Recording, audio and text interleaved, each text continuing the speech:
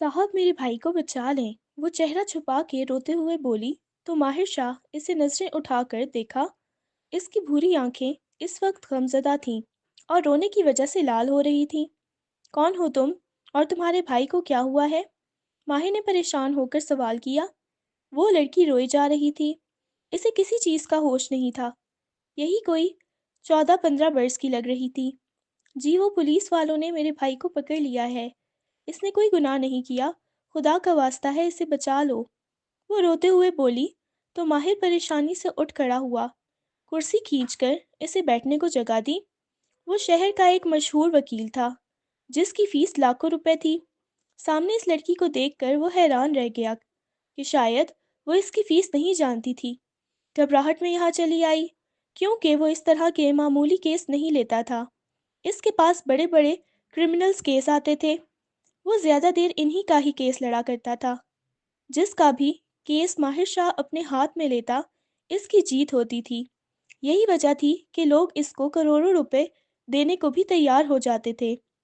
जी, वो मैं और मेरा भाई रास्ते में जा रहे थे, जब हमें एक मरी हुई औरत दिखाई दी।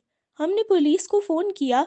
मेरे भाई ने ये चेक करने के लिए इस औरत का चेहरा थपथपाया कि कहीं वो जिंदा तो नहीं, लेकिन पुलिस कहती है कि इस औरत के वजूद पर मेरे भाई के उंगलियों के निशान बने हैं और इसको मेरे भाई ने मारा है। वो पश्तो वाले लहजे वाली लड़की बोली। तो माहिर ने बड़ी दिलचस्पी से इसकी तरफ देखा, जिसकी आंखें इतनी खूबसूरत थीं। न जाने वो कैसी दिखती होगी। वो उम्र में इससे बड़ा था, मगर वो खुद को इसकी तरफ देखने से बाज नहीं रख पाया था। इसने कम उम्र में ही दौलत और शोहरत हासिल की थी। पहली बार वो इस लड़की की आंखों की वजह से गुमराह हुआ था। तुम जानती हो मेरी फीस कितनी है? वो जेरे लब मुस्कुराया। तो लड़की ने मासूमियत से आंखें पटपटाते हुए इसकी जानिब देखा। मुझे नहीं मालूम। वो मासूमियत से बोलते हुए गिलास को घूरने लगी, जो माहिर ने इसे पानी पीने के लिए दिया था। वो इसके चेहरे देखते ही इस लड़की को दिल में बसा चुका था, ये जाने बगैर कि वो इसकी वजह से कितनी बड़ी मुसीबत में फंसने वाला है। मेरी फीस 1 लाख है। वो झूठ बोलते हैं। इसके तासुरात जांचने के लिए मुस्कुराया। तो वो लड़की घबरा गई। जल्दी से अपना बैग खोला, इसमें से कुछ पैसे निकाले और माहिर की टेबल पर रख दिए। माहिर ने हैरान होकर पहले तो इन पैसों को देखा, फिर जल्दी से इनको सीधा करते हुए गिना।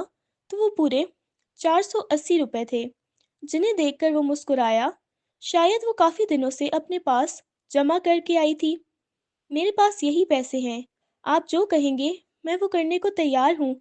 बस मेरे भाई को बाजियाब करवा दें। वो बेगुनाह है। वो रोते हुए बोली। इसका भाई इसकी जिम्मेदारी था। इस रोज वो अकेले घर से निकल पड़े थे, जबकि इसकी मामू और मुमानी इसके भाई की जिम्मेदारी इसे ही देकर गए थे। कुछ भी करने को तैयार हो जाओगी? वो बड़ी दिलचस्पी से इसको देखते हुए बोला, जो मुंह फुलाए बैठी थी। गाल पर आंसू के निशान मौजूद थे। हाँ, मैं कुछ भी कर लूंगी। वो इस बात में सर हिलाते हुए बोली। माहिर शाह को वो लड़की अपने दिल में उतरती हुई महसूस हुई। वो इसे देखते ही अपनी सारी जिंदगी की प्लानिंग कर चुका था। उम्र क्या है तुम्हारी? वो अचानक टॉपिक बदलते हुए बोला। वो जितना मुतमईन था, वो लड़की इतनी ही ज्यादा परेशान थी। जी, मैं 17 बरस की हूँ। वो बोली। तो माहिर हैरान हुआ। वो कहीं से भी 17 बरस की नहीं लग रही थी। इसके चेहरे पर एक अलग ही मासूमियत थी, जो माहिर को अपनी तरफ खींच रही थी। एक शर्त पर तुम्हारे भाई को रिहा करवा दूंगा। वो कागज और पेन इसकी तरफ बढ़ाते हुए बोला। तो वो नासमझी से इसे घूरती रही। कौन सी शर्त है? वो उंगलियां मरोड़ते हुए बोली। तो माहिर इससे निगाहें चुरा गया। वो सीधा इसके दिल में घर कर गई थी। कई मजबूर और बेबस लोग इसके पास आते थे, मगर इस लड़की में कुछ तो खास था, जो इसे अपनी तरफ खींच रहा था। तुम मुझसे शादी कर लो, माहिर ने जज्बात से मखमूर लहजे में कहा। तो पास खड़े सेक्रेटरी ने हैरान होकर अपने बॉस को देखा, जिसका लहजा ही बदल गया था। अमूमन वो इतनी नरमी से किसी से भी बात नहीं करता था, मगर इस वक्त इसकी बदली हुई निगाहें इस लड़की से ऐसा सवाल करने पर मजबूर कर गई थी। मैं शादी कर लूंगी, बस मेरे भाई को रिहा करवा दें। वो हाथ जोड़कर मिन्नतें करने पर आ गई थी। ماہر شاہ کو اس جواب کی امید نہیں تھی۔ وہ مسکرایا تو گال کے گڑھے نمایاں ہوئے، جبکہ نیلی آنکھوں میں ابھی بھی بہت سے سوال گردش کر رہے تھے۔ ہم پہلے تمہارے بھائی کو رہا کروائیں گے۔ اس کے بعد وہ اسے جتاتے ہوئے بولا۔ ماہر شاہ سیریس تھا، مگر وہ لڑکی اسے بے وقوف بنانے کا سوچ چکی تھی۔ اس کا بھائی ایک معمولی سے کیس میں جیل گیا تھا۔ ابھی 15 منٹ بھی نہیں گزرے تھے اور وہ وکیل ہائر کرنے چلی آئی تھی۔ اس کی معصومیت پر مسکراتا رہا۔ پھر اس کے ساتھ پولیس اسٹیشن آ گیا۔ اس لڑکی کو ماہر شاہ کے ساتھ دیکھ کر ایس ایچ او بھاگتا چلا آیا تھا۔ صاحب، آپ یہاں کیوں آئے؟ مجھے بلا لیا ہوتا، ایس ایچ او نے چاپلوسی کرتے ہوئے کہا۔ تو وہ لڑکی حیران رہ گئی۔ وہ جو اس کے بھائی کو مار ڈالنے کی دھمکی دے رہا تھا، اب کیسے بھیگا بلا بن گیا تھا؟ وہ حیران ہوتی رہی۔ ماہر نے اس کے بھائی کو رہا کروایا اور اس لڑکی کے گھر آنے کا وعدہ کر کے اسے جانے دیا، جبکہ وہ چالاک بنتے ہوئے اسے غلط پتہ تھما گئی تھی۔ اگلے روز ماہر شاہ نے اس لڑکی کا پتہ کروایا، مگر وہ ایڈریس غلط تھا۔ وہ مکان تو پچھلے 10 سال سے بند پڑا ہوا تھا۔ ماہر شاہ شدید مایوس ہوا۔ وہ ان روئی روئی آنکھوں کو بھول نہیں پا رہا تھا جو اس کے ذہن میں نقش ہو کر رہ گئی تھیں۔ وہ لاہور سے لندن چلا گیا تھا۔ جب اس کی ماں نے اسے بتایا کہ اس کی منگنی اس کی چچی جات سے کر دی گئی ہے، وہ اس رشتے سے انکار کرنا چاہتا تھا، مگر ماں کے بار بار اصرار کرنے پر جب اس نے تصویر دیکھی تو دنگ رہ گیا۔ وہ جس کو پچھلے 5 سال سے تلاش کر رہا تھا وہ وہی تھی۔ اس نے فوراً پاکستان واپس آنے کا فیصلہ کر لیا تھا، کیونکہ وہ ایک بار پھر سے اسے کھونا نہیں چاہتا تھا جسے وہ اپنے دل میں بسا چکا تھا۔ ماں کی طلاق کے بعد وہ اپنے ماموں کے ساتھ رہتی تھیں، کیونکہ وہ حویلی کے لوگوں سے نفرت کرتی تھیں۔ لیکن پھر اس کے ماموں ممانی دوسرے ملک چلے گئے اور اسے ہمیشہ ہمیشہ کے لیے حویلی چھوڑ گئے۔ وہ ہمدان کے دودھ شریک بہن تھی جسے وہ سگا بھائی سمجھتی تھی۔ وہ حقیقت میں اس کا ماموں زاد تھا، لیکن اس کے ماموں ممانی نے کبھی فرق نہیں کیا، مگر وہ اسے باہر ممالک لے کر نہیں جا سکتے تھے۔ اکثر اسے حویلی جانا ہی پڑتا تھا، اور پھر انہوں نے ہمیشہ ہمیشہ کے لیے اسے حویلی بھیج دیا۔ تایا جان، آپ نے اس وقت مجھے بلایا؟ سب خیریت تو ہے نا؟ حرم ٹانگ پر ٹانگ جماتے ہوئے صوفے پر بیٹھ چکی تھی۔ ابراہیم شاہ کو اس کا یہ انداز ایک آنکھ نہیں بھایا تھا، مگر وہ خاموش رہے۔ جیسا کہ تمہاری پڑھائی مکمل ہو چکی ہے اور ماہر بھی واپس آ رہا ہے، تو ہم نے تمہارا نکاح طے کر دیا ہے۔ اس جمعے کو تم دونوں کا نکاح ہے۔ تمہیں کوئی اعتراض تو نہیں ہے؟ اگر ہے تو ابھی بتا دو، ابراہیم شاہ نے لہجے میں نرمی رکھتے ہوئے سوال کیا۔ وہ کروفر سے مسکرائی۔ تایا جان، آج سے پہلے کبھی کسی بات پر اعتراض ہوا ہے؟ جیسا آپ چاہیں، مجھے کوئی مسئلہ نہیں۔ وہ مسکرائی تو بی جان نے نرمی سے گھور کر دیکھا۔ ایسی باتوں پر لڑکیاں مسکراتی نہیں، وہ ہمیشہ ان کی بات نظر انداز کر دیتی تھی۔ تو پھر ٹھیک ہے، میں ماہر شاہ سے بات کرتا ہوں۔ بی جان، باقی کی تیاریاں آپ دیکھ لیجیے گا۔ ابراہیم شاہ نے یہ کہتے ہوئے وہاں سے چلے گئے۔ بی جان نے مسکرا کر اسے اپنے پاس بلایا تو وہ چہرے کے تاثرات سرد کرتے ہوئے بی جان کی گود میں سر رکھ گئی۔ تم خوش تو ہو نا بیٹی؟ بی جان نے محبت پاش نظروں سے پوتی کو دیکھتے ہوئے کہا، جو کچھ افسردہ دکھائی دے رہی تھی۔ جب کافی دیر حرم نے جواب نہیں دیا تو وہ پریشان سی ہو کر اسے دیکھنے لگی۔ بی جان، میری ماں کیسی دکھتی تھی؟ وہ اچانک سنبھل کر بولی تو بی جان نے اس کے ہونٹوں پر ہاتھ رکھتے ہوئے کہا، حرم، تمہیں کتنی دفعہ سمجھایا ہے، اس گھر میں اس عورت کا نام لینا گناہ سمجھا جاتا ہے، تم کیوں بار بار اس کا ذکر کرتی ہو؟ بی جان غصے سے بولی، اگر ان کا چھوٹا بیٹا سن لیتا تو حویلی میں ہنگامہ برپا ہو جاتا۔ مگر بی جان، انہوں نے آخر ایسا کیا کیا تھا؟ وہ ضد ہوتے ہوئے بولی، پورے 20 برس ہو چکے تھے مگر آج تک یہ جان نہیں پائی تھی کہ نفیسہ بیگم نے ایسا کیا کیا تھا کہ حویلی والوں نے ان کا نام لینے پر بھی پابندی لگا دی تھی، بلکہ حویلی میں جتنی بھی ان کی تصاویر اور البم پر موجود تھیں وہ سارے جلا دیے گئے تھے۔ فیملی فوٹوز میں بھی ان کی تصاویر غائب تھیں۔ حرم نے آج تک اپنی ماں کو نہیں دیکھا تھا، باپ کے پاس ہوتے ہوئے بھی وہ اس کی شفقت سے محروم تھی۔ اور اس کی ماں تو اس حویلی میں بدنام تھی، ملازم تک اس کا نام لینا پسند نہیں کرتے تھے۔ تم نفیسہ کو بھول کیوں نہیں جاتی؟ بی جان نے غصے سے کہا۔ مگر حرم مسکرائی۔ بی جان، کیا آپ انہیں بھولی ہیں؟ وہ الٹا سوال دہراتے ہوئے بولی تو بی جان خاموش ہو گئیں۔ اچھا، اس موضوع پر ہم پھر کبھی بات کریں گے، فی الحال تم جلدی سے تیار ہو جاؤ، ہم تمہارے نکاح کا سوٹ لینے جا رہے ہیں۔ بی جان نے محبت سے پوتی کے سر میں انگلیاں چلاتے ہوئے کہا تو وہ آنکھیں موند گئے۔ وہ محض 7 برس کی تھی جب اس کی ماں کو دھکے مار کر اس حویلی سے نکال دیا گیا۔ آج بھی اسے وہ منظر نہیں بھولا تھا۔ بی جان نے بہت کوشش کی کہ وہ اسے ماں کا پیار دیں، مگر وہ کبھی بھی حرم کے دل میں نفیسہ بیگم کی جگہ نہ لے سکیں۔ ویسے دادی، آپ کا پوتا کب آ رہا ہے؟ وہ انگلیاں مروڑتے ہوئے بولی۔ سنا ہے کہ آج شام کو اس کی فلائٹ ہے۔ بی جان شرارت سے مسکرائیں۔ حرم اٹھ کر بیٹھ گئی۔ ابھی تو نکاح میں 2 دن پڑے ہیں، پھر ہم کسی روز چلیں گے۔ بی جان نے حیران ہو کر اسے دیکھا۔ صرف اور صرف 2 دن رہتے ہیں؟ مجھے نہیں معلوم، ہم آج ہی جائیں گے اور تم ابھی اسی وقت تیار ہو کر آؤ گی۔ جاؤ فوراً۔ انہوں نے زبردستی پوتی کو بھیجا تو وہ منہ بناتے ہوئے وہاں سے چلی گئی۔ بی جان مسکرائیں اور اپنے بیڈ کی سائڈ ٹیبل سے وہ تصویر نکالی جو انہوں نے سب سے چھپا کر رکھی تھی، جس میں نفیسہ نکاح کے وقت بیٹھی مسکرا رہی تھی۔ بی جان، دیکھیے مجھے یہ کیا ملا ہے۔ یہ آپ کی شادی کا سوٹ ہے۔ اچانک حرم واپس کمرے میں آئی۔ وہ ڈریسنگ روم میں گئی تھی اور نہ جانے کیسے اسے نفیسہ کے نکاح کا جوڑا مل گیا۔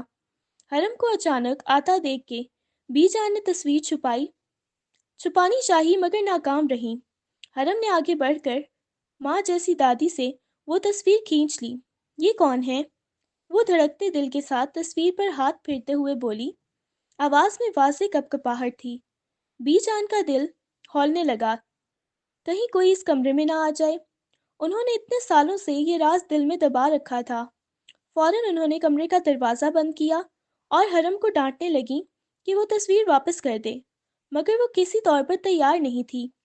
یہ میری ماں کا سوٹ ہے نا، میں نے سوچ لیا ہے، میں یہی پہنوں گی، وہ اٹل لہجے میں بولی تو بی جان نے منہ پر ہاتھ رکھ لیا۔ تم پاگل ہو گئی ہو؟ تمہارے باپ کو پتہ چلا تو وہ تمہیں زندہ درگور کر دے گا۔ لاؤ، اسے واپس کرو۔ بی جان نے آگے بڑھ کر سوٹ جھپٹنے کی کوشش کی تو وہ فوراً پیچھے ہٹ گئی۔ اس دنیا میں موجود کوئی بھی انسان مجھے یہ سوٹ پہننے سے نہیں روک سکتا، حرم روتے ہوئے بولی۔ بی جان نے بے بسی سے اپنی لاڈلی پوتی کو دیکھا جس کی آنکھوں سے آنسو متواتر بہہ رہے تھے۔ ضد مت کرو حرم، کسی نے دیکھ لیا تو خواہ تماشا بن جائے گا۔ مگر وہ ضد پر اڑ چکی تھی۔ اچھا ٹھیک ہے، بی جان بے بس ہو کر بیڈ پر بیٹھ گئیں۔ میں سب سنبھال لوں گی، آپ فکر نہ کریں، کسی کو معلوم ہی نہیں پڑے گا کہ یہ میری ماں کا ہے، مگر میں اسے پہننا چاہتی ہوں تاکہ اپنے خاص دن پر اپنی ماں کو اپنے ارد گرد محسوس کر سکوں۔ وہ روتے ہوئے اپنی ماں کے سوٹ کو سہلاتی رہی۔ وہ زیور جو اس کے باپ نے خود خرید کر لایا تھا وہ پہن کر اپنا عکس آئینے میں دیکھ رہی تھی۔ اسے ان کپڑوں اور جیولری میں دیکھ کر بی جان پھٹی ہوئی نگاہوں سے اسے دیکھتی ہی رہ گئی۔ وہ ہو بہو نفیسہ لگ رہی تھی۔ بی جان کو گھبراہٹ ہونے لگی۔ وہ اٹھ کر بالکنی میں آ گئی۔ حرم نے انہیں جاتا دیکھ کر فوراً پیچھے آ کر کہا، میری نظر نہیں اتاریں گی؟ حرم مسکرائی تو بی جان نے آگے بڑھ کر اس کے ماتھے پر بوسہ دیا۔ اللہ تمہارے نصیب اچھے کرے اور تمہیں تمہاری ماں کے نصیبوں کے سائے سے دور رکھے۔ یہ کہتے ہی وہ خاموش ہو گئیں۔ حرم کو بہت برا لگا۔ وہ خاموشی سے واش روم کی طرف بڑھ گئی۔ اماں جان، ہمیں تو آج شاپنگ پر جانا تھا، آپ اور حرم تیار نہیں ہوئی؟ روبینہ بیگم نے بی جان کو بیڈ پر نیم دراز دیکھا تو حیران ہو کر بولی، نکاح میں صرف 2 دن رہ گئے تھے اور حویلی میں کوئی ہلچل نہیں تھی، عجیب سا سوگوار ماحول تھا۔ روبینہ بیگم اپنے بڑے بیٹے کی شادی ایسے تھوڑی کر سکتی تھی، وہ ہلا گلا پسند کرتی تھیں۔ ابھی سے اس سے سجاوٹ والوں کو بلا لیا تھا جو پوری حویلی کو دلہن کی طرح سجا رہے تھے۔ ابھی صرف نکاح تھا، شادی 2 مہینے بعد تھی۔ بات یہ ہے کہ حرم نے سوٹ آن لائن آرڈر کر دیا ہے، آئے گا تو وہ وہیں پہن لے گی، باقی جو چیزیں ہیں वो कल तुम दोनों जाकर ले आना। मेरी तबीयत कुछ ठीक नहीं। बीजान ने झूठ बोलते हुए कहा। रुबीना बेगम को बीजान के साथ रहते हुए 30 से भी ज्यादा बरस गुजर चुके थे। वो समझ गई थी कि कुछ तो गड़बड़ है, मगर फिर भी कुछ ना बोली और वहां से चली गई। बीजान की आंखों से आंसू बह रहे थे। हरम बैल्कनी में बैठी अपने हाथों की लकीरों को घूर रही थी। वो इस खानदान वालों से बदला लेना चाहती थी। वो दिन इसे आज तक नहीं भूला जब इसकी माँ को मुलाजिमीन ने धक्के मारे थे और इनको बुरे अलकबात से नवाजा था। वो अपनी माँ की बेइज्जती कैसे बर्दाश्त कर सकती थी, मगर इसे ये निकाह करना था और सबको एहसास दिलाना था कि अब इस घर की मालिक वो है। इनके यहाँ रिवाज था कि घर की बड़ी बहू के नाम हवेली कर दी जाती है। ये सास की तरफ से तोहफा होता है। बस आधे घंटे बाद माहिर भी पहुंच जाएगा। आप लोग इस्तकबाल के लिए आना चाहें तो। रुबीना बेगम ने अटक अटक कर कहा, क्योंकि जब से निकाह की तारीख रखी गई है हरम कमरे से नहीं निकली थी और बी जान 24 घंटे पोती के साथ ही रहती थी। बी जान मुस्कुराई और उठकर बैठ गई। फौरन व्हील चेयर मंगवाई और बहू के साथ होने वाले दामाद के इस्तकबाल के लिए चली गई। हरम बैल्कनी से देख रही थी। माहिर को देखते हुए 10 बरस गुजर चुके थे। इसे इसमें कोई इंटरेस्ट नहीं था। वो खामोशी से बैल्कनी में बैठी रही। तभी शोर उठा तो मजबूरन वो इस तरफ देखने लगी जहां से माहिर आ रहा था। मुलाजमीन इस पर फूलों की पत्तियां बरसा रहे थे। वो आते ही माँ के गले लग गया। फिर बीजान से प्यार लिया। हरम ने इसे गौर से देखा। वो सर से लेकर पांव तक बदल चुका था। किसी भी लड़की के ख्वाबों का शहजादा हो सकता था, मगर वो हरम थी। वो खुद के मजबूत होने पर यकीन रखती थी, ना किसी शहजादे के वक्ती सहारे की ख्वाहिश थी। माहिर ने नजर हटाते हुए वो सामने लॉन में बैठी अपने ताया और दादा जान को देखने लगी। वो जमीन के मामलात डिस्कस कर रहे थे। माहिर धीमी चाल चलते हुए दादा जान के पास आया। वो खामोशी से देखती रही। यकदम माहिर को अपने ऊपर किसी की नजरें महसूस हुईं, तो वो हैरान होकर ऊपर देखने लगा जहां पर वो खड़ी थी। माहिर की तवज्जो महसूस करते हुए वो फौरन कमरे के अंदर आ गई। दिल की धड़कन तेज हो चुकी थी। माहिर मुस्कुराया, दादा जान से मिला और फिर रुबीना बेगम के संग वो हवेली में दाखिल हुआ। इसका कमरा इसकी पसंद के मुताबिक ढाल लिया गया था। वो एक कामयाब बिजनेस चला रहा था। सिर्फ निकाह की खातिर वो यहाँ आया था। कुछ अरसे बाद वो यहीं सेटल होने वाला था, मगर अभी इसका कनाडा में एक और चक्कर लगना था। वो चाहता था कि निकाह हो जाए तो अपनी बीवी को लेकर साथ ही जाएगा। मम्मा, आपने हरम से पूछा तो है, इसे कोई एतराज तो नहीं? वो हैरान होते हुए बोला। जहां तक वो हरम को जानता था, इसके इकरार पर इसे हैरानी हुई थी। आखिर वो कैसे मान गई? हालांकि वो शाह हवेली में मौजूद किसी भी शख्स को पसंद नहीं करती थी, सिवाय बी जान के। हाँ, इसने खुद इकरार किया है, इसे कोई एतराज नहीं। रुबीना बेगम ने जबरदस्ती मुस्कुराते हुए बेटे को इत्तला दी, तो वो भी मुस्कुराने लगा। अच्छा, मैं ये जेवर लेकर हरम के पास जा रही हूँ। तुम चाहो तो मेरे साथ चल सकते हो। रुबीना बेगम ने मुस्कुराते हुए बेटे की नजरें भांप ली थीं। तभी कह रही थीं, वो भी हरम को देखना चाहता था। आखिर को 10 साल हो गए थे। ठीक है, मैं आपके साथ चलता हूँ। इसके बाद आकर फ्रेश होऊंगा और मुझे कुछ अपने दोस्तों के साथ बाहर जाना है। वो बोला तो गाल के गड्ढे नुमाया हो गए। रुबीना बेगम ने बेटे की नज़र उतारी और होने वाली बहू के कमरे में आ गईं। वो उदास होकर सोफे पर लेटी हुई थी। नफीसा बेगम का सूट बेड पर बिखरा हुआ था और जेवर सिंगार मेज पर पड़े थे। वो सूट देखते ही माहिर के चेहरे की हंसी सिमट गई। वो धीरे धीरे इस सूट की तरफ आया और हैरान होकर इसे उठा लिया। ये सूट यहाँ किसने रखा है? वो ऊंची आवाज में चिल्लाया। हरम घबरा कर उठ बैठी तो बी जान परेशानी से माहिर की तरफ बढ़ी। ये हरम का जोड़ा है, ऑनलाइन मंगवाया है। वो पोती को बचाने के लिए झूठ का सहारा लेते हुए बोली। ये सूट नया तो नहीं लग रहा, इसकी खुशबू कुछ अजीब सी है। माहिर यादाश्त पर जोर देते हुए इस सूट को हाथ में लिए खड़ा था, जबकि रुबीना बेगम ने गुस्से से हरम को घूरा। वो माँ का सूट सामने रखकर कितनी मुतमईन बैठी थी, हालांकि जानती थी کہ اس سوٹ کی موجودگی کی وجہ سے حویلی میں کتنی بڑی بدمزگی ہو سکتی تھی۔ بی جان، میں بچہ نہیں ہوں، کیونکہ یہ سوٹ مجھے اچھی طرح یاد ہے، اور یہ تو نفیسہ۔ وہ جملہ ادھورا چھوڑ کر غصے میں سوٹ اٹھائے کچن کی طرف جانے لگا۔ حرم ہوش میں واپس آئی اور فوراً اس سے پیچھے بھاگی۔ بی جان جانتی تھی کہ حویلی میں بہت بڑا ہنگامہ ہونے والا ہے۔ وہ بھی دونوں کے پیچھے چلی گئیں۔ رومینہ بیگم نے سر تھام لیا۔ ایک نئی جنگ چھڑ چکی تھی۔ ماہر نے آتے ہی وہ سوٹ تندور میں پھینک دیا۔ ملازمین گھبرا گئے۔ حرم چیخ رہی تھی۔ اس نے آگے بڑھ کر تندور میں سے وہ سوٹ نکالنا چاہا، مگر اس کا ہاتھ بری طرح جھلس گیا۔ وہ رو رہی تھی۔ ماہر کھڑا یہ تماشا دیکھ رہا تھا۔ یکدم وہ اٹھی، پانی کی بالٹی بھری اور تندور میں انڈیل دی۔ سوٹ آدھے سے زیادہ جل چکا تھا، چند اور ٹکڑے باقی رہ گئے تھے۔ وہ غصے میں ماہر کی طرف بڑھی اور اس کا گریبان پکڑ لیا۔ تم ہوتے کون ہو میری ماں کا سوٹ جلانے والے؟ وہ اونچی آواز میں چیخ رہی تھی۔ جو منہ میں آ رہا تھا بولے جا رہی تھی۔ ماہر خاموشی سے کھڑا رہا، جیسے اس نے کچھ کیا ہی نہ ہو۔ ابراہیم شاہ اور عبد الرحمن کچن کی طرف بھاگے، جہاں یہ تماشا لگا چکے تھے۔ کیا ہو رہا ہے یہاں؟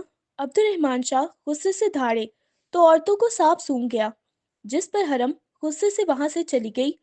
بی جان کو سمجھ نہیں آ رہی تھی کہ وہ شوہر کو کیسے سنبھالے۔ وہ پریشانی سے ہاتھ مل رہی تھی۔ کچھ کوڑا کرکٹ رہ گیا تھا، وہی جلا رہا تھا۔ ماہر طنز کرتے ہوئے بولا اور وہاں سے چلا گیا۔ ابراہیم شاہ نے بیوی کو گھورا، مگر روبینہ بیگم کندھے اچکا رہی تھیں۔ تبھی ان دونوں کو وہاں سے جانا پڑا۔ بی جان افسردہ ہو کر حرم کے کمرے میں اوندھے منہ لیٹی رونے میں مصروف تھیں۔ بیٹی، میری طرف دیکھو۔ بی جان نے اس کا سر اٹھا کر اپنی گود میں رکھا تو حرم کے رونے میں شدت آ گئی۔ دادی جان، آپ مجھے بتاتی کیوں نہیں کہ آخر ایسا کیا ہوا تھا کہ سب لوگ میری ماں سے اتنی زیادہ نفرت کرتے ہیں؟ وہ بولی تو اسی وقت بدر اور عبد الرحمن شاہ کمرے میں داخل ہوئے۔ بی جان نے گھبرا کر حرم کے منہ پر ہاتھ رکھ دیا۔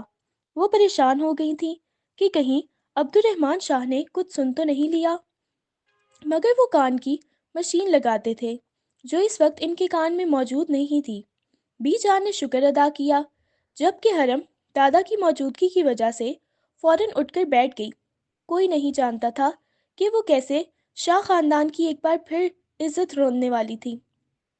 حرم، آئندہ تم ماہر کے سامنے نہیں جاؤ گی جب تک کہ شادی نہیں ہو جاتی۔ تم دونوں کا پردہ ہے۔ عبد الرحمن شاہ بولے تو وہ شرمندگی سے سر جھکا کر بیٹھ گئی۔ حالانکہ اس کی کوئی غلطی نہیں تھی، مگر پھر بھی اسے شرم محسوس ہو رہی تھی۔ دل درد سے پھٹا جا رہا تھا۔ اسے ہر حال میں اپنی ماں چاہیے تھی۔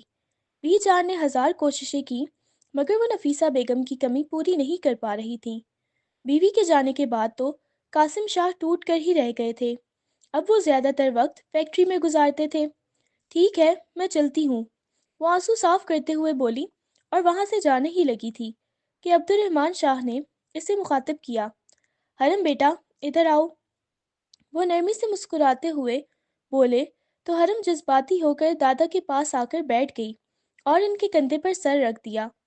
تم اس نکاح سے خوش تو ہو نا؟ وہ ایک بار پھر بولے۔ حرم کافی افسردہ اور پریشان دکھائی دے رہی تھی، جیسے وہ راضی نہ ہو۔ انہیں ڈر لگتا تھا کہ کچھ سال پہلے نفیسہ پر بھی انہوں نے ایسے ہی زبردستی کی تھی۔ وہ تاریخ دہرانا نہیں چاہتے تھے، اسی لیے خود حرم سے پوچھ رہے تھے۔ جی دادا جان، مجھے کوئی مسئلہ نہیں، وہ تنزیہ مسکرائی۔ اس کے دماغ میں جو کھچڑی پک رہی تھی، اگر عبد الرحمن شاہ کو معلوم پڑ جاتا تو وہ اسے ابھی وہیں کے وہیں سزا دیتے جو برسوں پہلے اپنی بیٹی غزل کو دی تھی۔ ٹھیک ہے، کسی چیز کی ضرورت ہو تو مجھے بتا دینا۔ تمہارے باپ کو تو بالکل کوئی ہوش نہیں، وہ بیٹے پر غصہ کرتے ہوئے بولے تو حرم بنا کچھ کہے اپنے کمرے میں آ گئی۔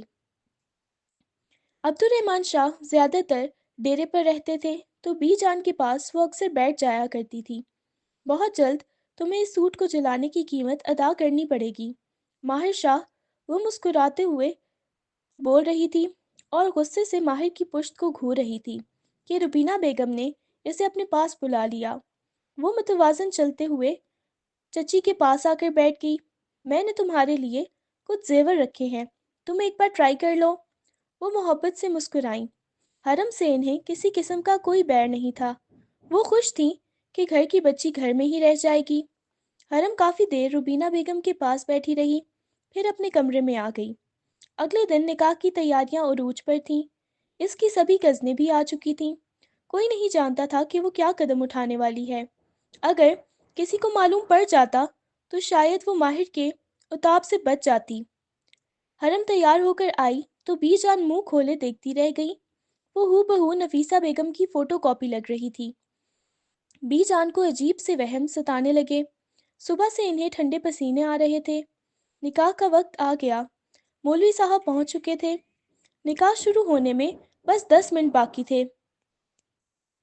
जब हरम को स्टेज पर लाया गया तो इन दोनों के दरमियान पर्दा हायल था। सारा खानदान जमा था। रुबीना बेगम ने आगे बढ़कर कंगन बहू के हाथ में डाले और निकाह शुरू हुआ। हरम शाह वालिद कासिम शाह, आपका निकाह माहिर शाह वल्द इब्राहिम शाह से बमुताबिक हक महर 10 लाख रुपए किया जाता है। क्या आपको कबूल है? मौलवी साहब ने पूछा। हरम खामोश बैठी रही। मौलवी साहब ने दूसरी और तीसरी बार पूछा, मगर हर बार खामोशी ही रही। मजमे में भनभनाहट शुरू हो गई।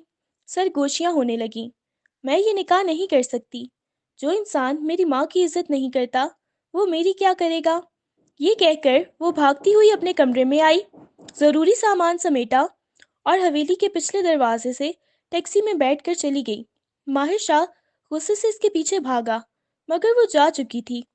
खानदान वाले बातें करने लगे। बीजान की तबीयत खराब हो गई। इन्हें हार्ट अटैक आया था। सब इन्हें फौरन अस्पताल ले गए। इधर हरम को भागने का मौका मिल गया, मगर जैसे ही वो कराची पहुंची और होटल में दाखिल हुई, अपने कमरे में माहिर शाह को देखकर चौंक गई। तुम्हें क्या लगा था कि तुम इतनी आसानी से भाग जाओगी? ये जो कंगन तुमने पहने हैं, इनमें जीपीएस ट्रैकर लगा हुआ है। वो कंगनों की तरफ इशारा करते हुए बोला, जो हरम के हाथों में जगमगा रहे थे। वो गुस्से से कंगन उतारने लगी, मगर नाकाम रही। माहिर शाह ने बगैर कुछ कहे आगे बढ़कर इसकी नाक पर कपड़ा रखा। वो बेहोश होकर इसकी बाहों में झूल गई।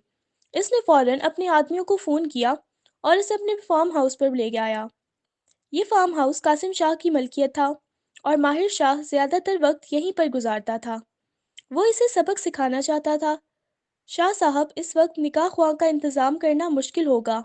मगर माहिर शाह का ख़ास आदमी बोला, निकाह तो अभी होगा, निकाह ख्वाह को बुलाओ। वो गुस्से से धाड़ा। सब मुलाजमीन मुतहर्रिक हो गए। वो खामोशी से हरम के चेहरे को देख रहा था, जो बज़ाहिर कितनी मासूम लगती थी, मगर इसकी इज्जत मिट्टी में मिला चुकी थी। खानदान बातें कर रहा था और वो सोच रहा था कि इस रूठी हुई इज्जत को आखिर कैसे बहाल करे। तुम यहाँ क्या कर रहे हो? वो जैसे ही होश में आई, इसे अपने इतना करीब देखकर घबरा कर दूर हटी। जल्दी से उठो, पार्लर वाली आ चुकी है। वो तुम्हें तैयार कर देंगी। आधे घंटे में हमारा निकाह है। निकाह ख्वाह तुम्हारा इंतज़ार कर रहा है, जल्दी आओ। वो ऐसे हुक्म चला रहा था जैसे इसने कह दिया हो और वो इसके लिए राज़ी हो। हालांकि वो शुरू से ही सबसे नफरत करती थी और अपनी माँ का बदला ले चुकी थी। तुम होते कौन हो मुझ पर ज़बरदस्ती करने वाले? मैं ये निकाह नहीं करूँगी, चाहे कुछ भी हो जाए। वो रोते हुए ऊंची आवाज़ में बोली तो माहिर शाह आगे बढ़ा और एक साथ 2 थप्पड़ इसके गाल पर दे मारे। वो बेयकीनी से गाल पर हाथ रख के बैठी थी कि पार्लर वाली कमरे में दाखिल हुई और इसे तैयार करने लगी। 2 गार्ड इनके साथ खड़े थे। वो रोती रही, मगर पार्लर वालियों ने अपना काम मुकम्मल किया। वो ना चाहते हुए भी निकाह के बंधन में बंध गई। इस इंसान के रहमो करम पर, जो इसे रखेल बनाकर रखने की धमकी दे चुका था। रोती रही, मगर किसी ने भी इसकी एक ना सुनी। निकाह हो गया। वो ये समझ रही थी कि निकाह में कोई वली मौजूद नहीं था, इसलिए ये निकाह नहीं हो पाया होगा। मगर गवाहों में कासिम शाह का नाम देखकर वो चौंक गई। मगर वो माहिर शाह को जीतने नहीं देना चाहती थी। इसे हर हाल में माहिर शाह को झुका हुआ देखना था, जैसे बचपन में वो खुद झुकी रही थी, क्योंकि लोग इसे इसकी माँ के ताने दिया करते थे। इसी रात इसने सोच लिया कि वो माहिर शाह को सबक सिखाएगी। रात होते ही मुलाजमा ज़बरदस्ती इसे माहिर के कमरे में बिठाने आई, तो इसने اسی کے سر پر سوار کیا، اسے بیڈ پر گرا کر رسیوں سے باندھا اور فوراً کھڑکی سے بھاگ گئی۔ تم مجھ سے نکاح کر کے پچھتاؤ گے، میں تمہاری زندگی اجیرن کر دوں گی، وہ منہ ہی منہ میں بڑبڑائی۔ ماہر اس بات سے انجان تھا کہ وہ وہاں سے جا چکی ہے۔ اسے لگا کہ وہ صرف اپنی ماں کا بدلہ لے رہی تھی، باقی اس نکاح سے راضی ہے۔ وہ اسے ہرانا چاہتا تھا۔ جیسے ہی وہ کمرے میں آیا اور گھونگھٹ میں بیٹھے وجود کو دیکھا تو ماہر کو شدید حیرت ہوئی۔ جو لڑکی اسے اتنی نفرت کرتی تھی وہ کیسے اس کا انتظار کر سکتی ہے؟ مگر شاید وہ حقیقت سمجھ کر قبول کر چکی تھی۔ یہ سوچتے ہی وہ زیر لب مسکرایا اور بیڈ پر آ کر بیٹھ گیا۔ سامنے بیٹھے وجود میں ذرا برابر جنبش نہیں ہوئی۔ ماہر حیران ہوا، پھر بولنا شروع ہوا، کیسا لگ رہا ہے میری بیوی بن کر؟ دکھ تو ہو رہا ہوگا، وہ طنزیہ بولا۔ حرم نے کچھ بھی نہیں کہا۔ ماہر نے پریشان ہو کر گھونگھٹ ہٹایا تو یہ دیکھ کر دنگ رہ گیا۔ وہاں ملازمہ بے ہوشی کی حالت میں بندھی بیٹھی تھی اور وہ لڑکی وہاں سے جا چکی تھی۔ وہ فوراً باہر کی طرف بھاگا، گارڈز کو بلایا اور ان پر چلانے لگا، مگر یہ وقت چلانے کا نہیں بلکہ حرم کو ڈھونڈنے کا تھا تاکہ وہ زیادہ دور نہ نکل جائے۔ وہ فوراً گاڑی میں بیٹھا اور تیز رفتاری سے گاڑی دوڑانے لگا۔ اسے پکا یقین تھا کہ وہ بس اسٹینڈ تک گئی ہوگی، کیونکہ وہ بہت زیادہ دور نہیں جا سکتی تھی۔ وہ ان راستوں سے انجان تھی۔ ادھر جیسے ہی حرم بس میں بیٹھی، اس کے دل کو سکون آ گیا۔ اس نے تمام جیولری اور ماہر کی دی ہوئی ہر چیز فارم ہاؤس پر ہی چھوڑ دی تھی۔ اب وہ جا کر بھی اسے نہیں ڈھونڈ سکتا تھا۔ ٹکٹ دو، کنڈکٹر نے کھوئی ہوئی حرم کے سامنے ہاتھ لہرایا تو وہ گھبرا گئی اور فوراً اپنے سونے کی انگوٹھی اتار کر دے دی۔ اسے دیکھ کر کنڈکٹر نے حیران ہو کر اسے دیکھا، پھر خاموشی سے آگے بڑھ گیا، کہیں بس ڈرائیور کو پتہ نہ چل جائے اور وہ اس سے چھین ہی نہ لے۔ اتنی قیمتی انگوٹھی دیکھ کر اس کے منہ میں پانی آ گیا تھا۔ حرم جلد از جلد یہاں سے نکلنا چاہتی تھی۔ جیسے ہی بس چلنا شروع ہوئی وہ سکون سے آنکھیں موند کر کرسی کی پشت سے ٹیک لگا گئی، مگر وہ نہیں جانتی تھی کہ وہ کتنی بڑی مصیبت کو آواز دے چکی ہے۔ یک دم گاڑی ایک جھٹکے سے رکی تو وہ گھبرا کر اٹھ بیٹھی۔ بس کے سامنے دو مرسیڈیز کھڑی تھیں جو اس بات کی گواہی تھی کہ ماہر شاہ پہنچ چکا ہے۔ وہ گھبرا گئی اور پچھلے دروازے سے بھاگنے لگی، مگر وہ وہیں کھڑا اس کا انتظار کر رہا تھا۔ تمہیں کیا لگا تھا کہ تم اتنی آسانی سے بھاگ جاؤ گی؟ یہ کہتے ہوئے وہ غصے سے آگے بڑھا، بازو سے اسے کھینچ کر گاڑی میں پھینکا اور دوبارہ فارم ہاؤس لے آیا۔ وہ چیخ چلا رہی تھی مگر ماہر کو کوئی فرق نہیں پڑ رہا تھا۔ خاموشی سے بیٹھ جاؤ، جو پوچھوں سکون سے جواب دو۔ اگر تمہارا یہ چیخنا چلانا کسی تیسرے شخص کے لیے ہے تو میں ابھی کھڑے کے کھڑے تمہیں طلاق دے دوں گا، اور اگر تم اپنی ماں کی وجہ سے یہ سب کر رہی ہو تو پہلے سچ جان لو، پھر تمہیں بھی اپنی ماں سے نفرت ہو جائے گی۔ وہ دانت پیستے ہوئے بولا۔ حرم ڈرتے ہوئے خاموشی سے صوفے پر جا بیٹھی۔ وہ اس کے سامنے کرسی گھسیٹ کر بیٹھ گیا۔ پہلی بار وہ پورے حق کے ساتھ اس کے سامنے بیٹھا تھا۔ وہ گھبرا گئی تھی، اس سے کچھ بولا نہیں جا رہا تھا۔ پوچھو جو پوچھنا ہے، آج میں تمہیں سب بتاؤں گا، وہ غصے سے بولا۔ آخر میری ماں نے ایسا کیا کیا تھا کہ ان کا نام لینا بھی گناہ سمجھا جاتا ہے؟ وہ جیسے پھٹ پڑی تھی، ایک کے بعد ایک سوال پوچھتی رہی۔ ماہر نے ٹھنڈی آہ بھری اور ایک نکاح نامہ اس کے سامنے رکھ دیا۔ اسے دیکھ کر وہ حیران رہ گئی۔ اصل میں بی جان اپنی بھانجی سے بہت محبت کرتی تھی۔ وہ بن ماں کی بچی تھی۔ تھوڑی سی خامیاں تو اس میں تھیں اور وہ زیادہ عرصہ دوسرے ملک میں رہی تھی تو سب نے ان خامیوں کو قبول کر لیا۔ بی جان اس کا بہت خیال رکھتی تھیں۔ تم پیدا ہوئی تو چاچو اور چاچی کے درمیان لڑائیاں شروع ہو گئیں۔ چچی گھر چھوڑ کر اپنے بابا کے پاس چلی گئیں۔ ایسے ہی 6 برس گزر چکے۔ جب وہ واپس آئیں تو چچا جان کو پتہ چلا کہ نہ صرف انہوں نے نکاح پر نکاح کیا تھا بلکہ پہلے سے ان کا ایک بیٹا بھی تھا۔ چچا جان نے یہ سب کیسے قبول کرتے، اسی لیے انہوں نے دھکے مار کر چچی کو اس گھر سے نکال دیا۔ اس وقت یہ بہت بڑی بات تھی۔ ماہر نے بتایا تو وہ بے یقینی سے اسے دیکھتی رہ گئی۔ ایسا کیسے ہو سکتا ہے؟ میری ماں ایسا نہیں کر سکتی۔ تم بھی یہی سوچ رہی ہو نا؟ میں بھی یہی سوچتا تھا، مگر مغرب کے ماحول نے ان پر بہت برا اثر ڈالا تھا۔ وہ باپ کی دھمکیوں سے ڈر کر نکاح پر راضی ہو گئی تھیں، مگر کبھی اس رشتے کو دل سے نہیں نبھایا۔ میں اس بارے میں مزید کچھ نہیں کہہ سکتا۔ ماہر بے بسی سے رخ پھیر گیا، جب کہ وہ منہ کھولے بیٹھی رہ گئی۔ اسے اب تک یقین نہیں آ رہا تھا۔ اور کچھ پوچھنا ہے؟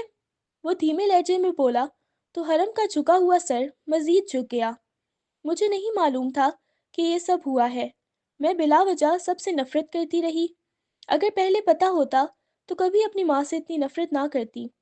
مگر وہ اب کہاں ہے؟ وہ بولی تو ماہر نے موبائل میں سے ایک تصویر نکال کر اس کے سامنے رکھ دی، جہاں اس کی ماں دو اور بچوں کے ساتھ کھڑی مسکرا رہی تھی۔ ساتھ اس کے باپ کی عمر کا ایک آدمی بھی تھا۔ یہ شہرام آفندی ہے، سفینہ چچی کے پہلے شوہر۔ یہ ان کے دو بچے ہیں۔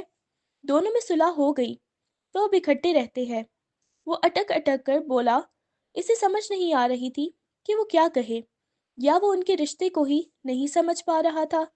میں معذرت چاہتی ہوں، مجھے یہ سب معلوم نہیں تھا۔ وہ ایک بار پھر شرمندہ ہوتے ہوئے بولی تو ماہر نے نفی میں سر ہلا دیا۔ کوئی بات نہیں، وہ مسکرا رہا تھا۔ ٹھیک ہے، تم یہاں رہ لو، صبح میں تمہیں گھر چھوڑ آؤں گا۔ وہ خاموشی سے اٹھ کر جانے لگا تھا۔ ٹھیک ہے، تم یہاں رہ لو، صبح میں تمہیں گھر چھوڑ دوں گا۔ وہ بس خاموشی سے اٹھ کر جانے لگا تھا کہ حرم نے آگے بڑھ کر اس کا ہاتھ تھام لیا۔ آپ نے مجھے معاف تو کر دیا ہے نا؟ وہ حیران ہوا۔ وہ شخص جتنا غصے والا دکھتا تھا، وہ اس کے ساتھ اتنی ہی نرمی سے پیش آ رہا تھا، حالانکہ اس کے بھاگنے پر وہ اسے جان سے بھی مار سکتا تھا۔ میں نے تم سے تب بھی محبت کی تھی جب تم اس لفظ سے ناواقف تھی۔ بچپن ہی میں میرے ذہن میں یہ بات ڈال دی گئی تھی کہ تم ہی میری دلہن بنو گی۔ جب اماں جان تمہاری تصویریں بھیجتی تھیں تو مجھے بہت خوشی ہوتی تھی۔ تمہارا عبایا پہننا، نقاب کر کے گھر سے نکلنا میرے دل کو چھو جاتا تھا۔ مجھے یقین ہو گیا تھا کہ تم چچی جیسی بالکل نہیں ہوگی، کیونکہ تمہاری رگوں میں چچا کا خون دوڑ رہا ہے۔ مگر اس رات سو نہیں سکا جب تم گھر سے چلی گئی تھی۔ خدا کی قسم، اگر تم ایک بار مجھے کہہ دیتی کہ میں یہ نکاح نہیں کرنا چاہتی تو میں خود انکار کر دیتا، بات تمہارے کردار تک بھی نہ آنے دیتا۔ مگر تمہاری اس حرکت نے مجھے بہت دکھ پہنچایا تھا۔ بعد میں بی جان نے مجھے سمجھایا کہ تم نے یہ سب اپنی ماں کی وجہ سے کیا ہے۔ اس روز مجھے احساس ہوا کہ تمہیں سب کچھ معلوم ہونا چاہیے۔ تم بھی تو اپنی ماں کے ماضی، حال اور مستقبل پر ہر حق رکھتی تھی۔ بے شک وہ عورت تمہیں چھوڑ کر جا چکی ہیں۔ وہ بولتے ہوئے ذرا سا سانس لینے کو رکا تو حرم شرمندگی سے اپنے ہاتھوں کو دیکھنے لگی۔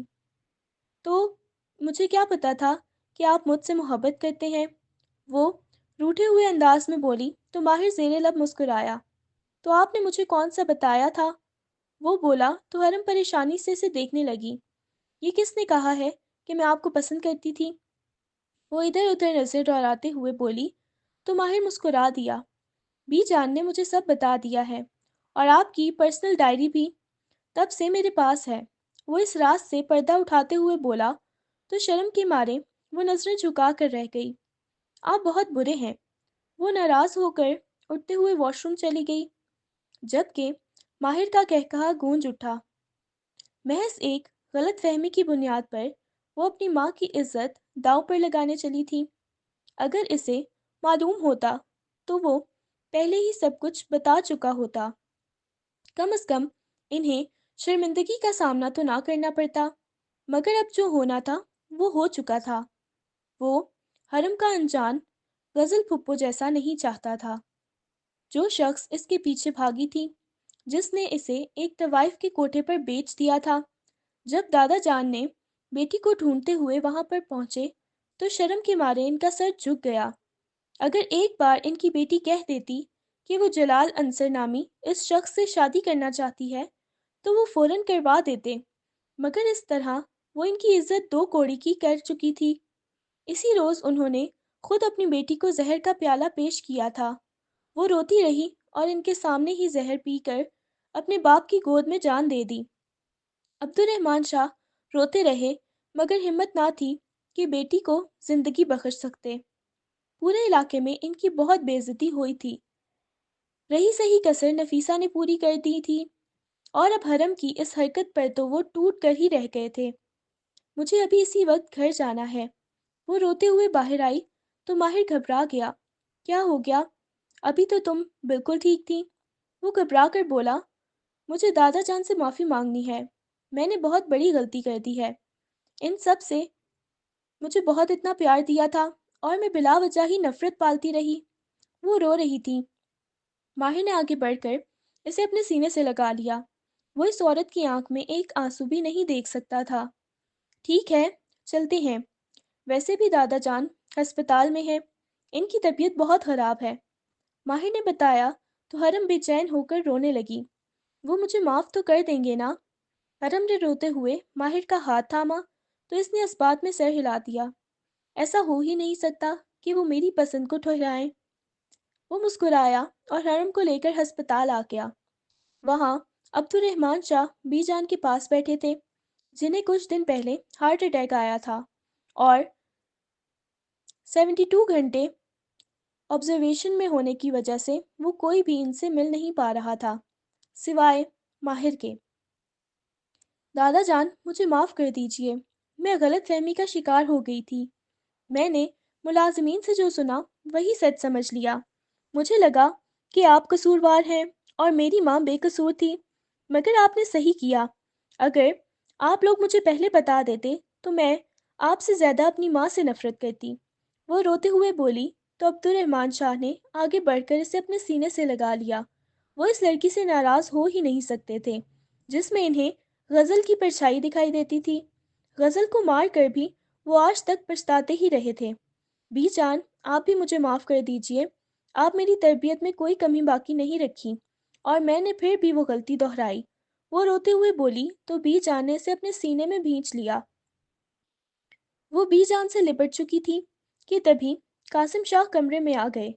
وہ کئی برسوں بعد اپنے باپ کو دیکھ رہی تھی جن کے کندھے جھک چکے تھے۔ بابا مجھے معاف کر دیں، میں آپ کو شکایت کا کوئی موقع نہیں دوں گی، آپ کا ہر حکم مانوں گی۔ اگر آپ کو میرا باہر جانا پسند نہیں تو میں حویلی سے باہر قدم بھی نہیں رکھوں گی۔ وہ روتے ہوئے باپ کے قدموں میں بیٹھ گئی۔ قاسم شاہ نے آگے بڑھ کر اس کی آنکھوں میں جھانکتے ہوئے دیکھا اور بڑی مشکلوں سے آنسوؤں کو روکتے ہوئے حرم کے سر پر ہاتھ رکھا۔ اتنے سالوں میں پہلی بار وہ اپنے باپ کی شفقت محسوس کر پا رہی تھی۔ وہ رو دی، میں تم سے معافی مانگنے آیا ہوں۔ میں نے ساری زندگی تمہیں اپنی شفقت سے محروم رکھا اور نتیجہ یہ نکلا کہ تم ہم سب سے نفرت کرنے لگیں۔ مجھے معاف کر دو۔ بابا جان گھر لوٹ آئیں، کب تک اپنا سارا وقت فیکٹری میں بتاتے رہیں گے؟ حرم نے موقع دیکھا تو فوراً باپ کے سامنے ذکر چھیڑ دیا۔ وہ سوچ میں پڑ گئے۔ اب اس حویلی میں ایسا کچھ نہیں، وہاں آنے کو جی نہیں چاہتا۔ قاسم شاہ نے صاف گوئی سے کام لیتے ہوئے کہا تو حرم انگلیاں مروڑتے ہوئے نیچے دیکھنے لگی۔ بابا آپ دوسری شادی کر لیں، حرم نے مشورہ دیتے ہوئے کہا تو قاسم شاہ زیر لب مسکرائے اور نفی میں سر ہلانے لگے۔ میرے لیے ایک تجربہ کافی ہے، وہ بولے تو زمانے بھر گئے۔ تھکن ان کے لہجے سے صاف دکھائی دے رہی تھی۔ لیکن بابا جب وہ اپنا گھر بسا چکی ہیں تو آپ کیوں ان کا روگ اپنے دل میں لگائے بیٹھے ہیں؟ حرم نفرت سے بولی تو قاسم شاہ نے تڑپ کر بیٹی کو دیکھا۔ وہ اسی دن سے ڈرتے تھے کہ جب ان کی بیٹی ان کی سابقہ بیوی کا نام اتنی نفرت سے لینے لگے کہ وہ احترام بھول جائے جو ایک بیٹی اپنی ماں کا کرتی ہے۔ یہی وجہ تھی کہ وہ ہمیشہ نفیسہ بیگم کے ذکر سے چڑ جاتے تھے۔